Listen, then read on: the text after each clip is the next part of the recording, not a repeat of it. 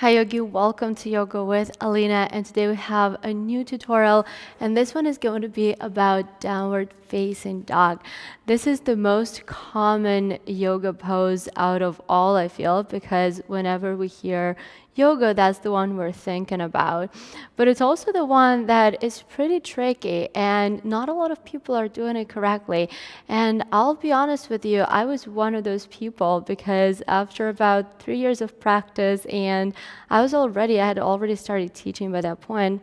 It was when one of my teachers came to me and did an adjustment, and that's when I figured out that I was doing my downward facing dog wrong for about 3 years in my practice. And why do we want to practice it correctly? First of all, because a lot of shoulder tension, wrist pain come from downward facing dog. So whenever I hear that people are complaining that their shoulders hurt or their wrists hurt, I automatically know to look at their downward facing dog alignment because probably that is the issue. And another thing, a lot of teachers are calling downward facing dog a resting pose, which I always say if someone calls it that way, they have no idea what the hell they're talking about. But with all that said, there is a way to make this pose a little bit more enjoyable, a little bit easier to hold, and we're going to talk about the ways to do it today. So let's get on the mat.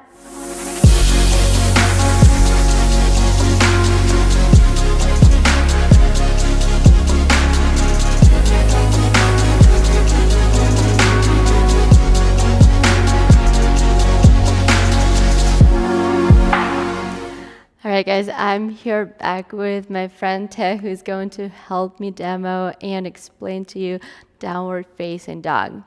To start off, let's just set it up together, right? And one thing that I feel will answer a lot of your questions is the length of the downward facing dog. And the length of the downward facing dog is exactly the same as in your plank pose. So don't just pop into downward facing dog. It's impossible to just pop into a pose. It blows my mind why people do this. You have to set it up. And no, the alignment is not from tabletop to downward facing dog. That's going to be a shorter version of the downward facing dog, which is okay as long as you're aware of that. The true downward facing dog is your plank to downward facing dog. So let's do that. I'm going to get out of your way. All right. We're going to set up the plank with the shoulders over the wrist, the heels on top of your toes, all that good stuff. And from there, the only movement you're going to do is simply push the hips back and up, creating an upside down V shape. There you go. Good. And that actually looks pretty good. Hopefully it feels pretty good, right? It does feel pretty good. I know. So let's look at this pose and at the alignment, starting from the feet and going all the way to the fingers today. The first question I want to answer really is about those heels. So if you can see right now, his heels are pretty close to the ground, but the truth is the heels do not have to touch the floor. They might, and if they do touch the floor at some point, then you're kind of going to have to work a little bit extra and try to lift the toes off the ground to get the same stretch. Why? Because this is where we're getting stretch. I'm sorry, I'm almost touching your butt here. And this is where we're getting the stretch going down throughout the entire hamstring. And you don't want to lose that. The moment you just press the heels against the ground, you're losing it partly, or at least you're losing the part where you allow your body to deepen to ease into the pose, right? To get a little bit deeper into the pose and to open up the hamstring more. So if you're at the point of your practice where the heels are touching the ground in this perfect alignment, then you're gonna have to work on lifting the toes up, flexing your feet. It's a little bit extra work, but you can still do it. All right, so going all the way up to the top of the body. This is a nice stretch for the back. And if you've ever taken the class, I'm actually going to do an adjustment on him right now, and that's going to feel really good for the lower back because we're lifting the hips a little bit higher up, and we're opening all this lumbar spine part of the back. So it's part of the pose. How are you doing it by yourself if there's no one to align you? You're using your hands and pushing the hips further back and higher up. A lot of times when people first start practicing yoga, their lower back is really rounded in this one. Can you round your back? Yeah, there you go. So I see that a lot. It goes away with practice, but not if you're not aware of that, right? So you really want to start pushing the hips further up and further back. Good. And eventually the back is going to lengthen. It's a process, right? Again, we're not popping into poses. We're actually setting them up and we progress into them. Sometimes it takes just a couple of moments. Sometimes it takes years, and that's okay. Good. The next part, we've actually just talked about it before starting to shoot this one. Let's do the let's do the other way. Yeah. So a lot of people start dropping the chest down. Drop the chest down. Good. Thinking that this one is in a lot of ways about your shoulder stretch.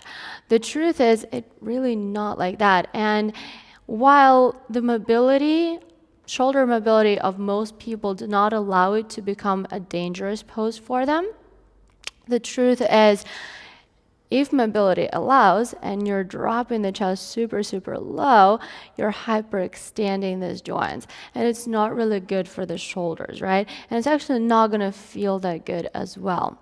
What you want to do instead is to lengthen the back, and you want to widen the upper back. And that means you're opening the shoulders. So his shoulder blades are gliding apart right now.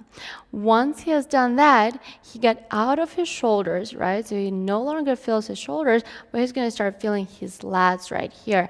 So it's a much bigger muscles, and this is the part that is going to let you hold the pose for much longer and kind of create it as a resting pose.